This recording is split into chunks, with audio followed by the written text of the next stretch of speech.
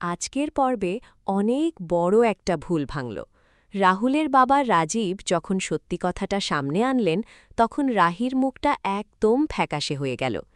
রাধিকা দিদিভাই বাড়িতে ফিরে আসার পর থেকেই পরিবারের ভেতরে একটা নতুন টেনশন তৈরি হয়েছে।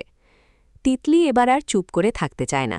সে নতুন করে চক্রান্ত শুরু করেছে, যেখানে রাধিকা দিদিভাইয়ের স্বামী বেক ও জড়িয়ে পড়তে চলেছে। রাজীবের সত্যি কথা বলার কারণে এখন অনেক পুরনো ক্ষত আবার খুলে যাচ্ছে। রাহুল এখন দুই দিকে ছিঁড়ে যাচ্ছে, একদিকে তার বাবার কথা, অন্যদিকে রাহির সাথে তার সম্পর্ক।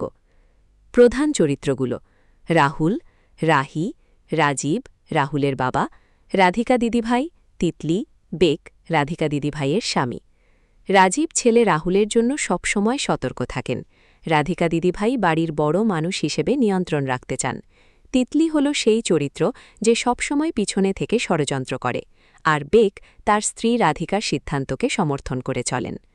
আগামী পর্বে সবচেয়ে গুরুত্বপূর্ণ ভূমিকায় থাকতে পারে তিতলি। সে যেভাবে নতুন চক্রান্ত শুরু করেছে তাতে মনে হচ্ছে সে রাধিকা দিদিভাইয়ের বাড়িতে ফেরার সুযোগটাকে পুরোপুরি কাজে লাগাবে। সম্ভাবনা আছে যে তিতলি রাহিকে আরও বেশি বিপদে ফেলার চেষ্টা করবে। একটা বড় টুইস্ট হতে পারে যদি বিক কোনোভাবেই তিতলির সাথে হাত মেলায় বা রাজীবের আরও কোনো পুরনো রহস্য বেরিয়ে আসে। রাহুল হয়তো শেষ পর্যন্ত তার বাবার কথা বিশ্বাস করে রাহির থেকে দূরে সরে যেতে পারে। দর্শক, কেমন লাগলো আজকের পর্বের আপডেট?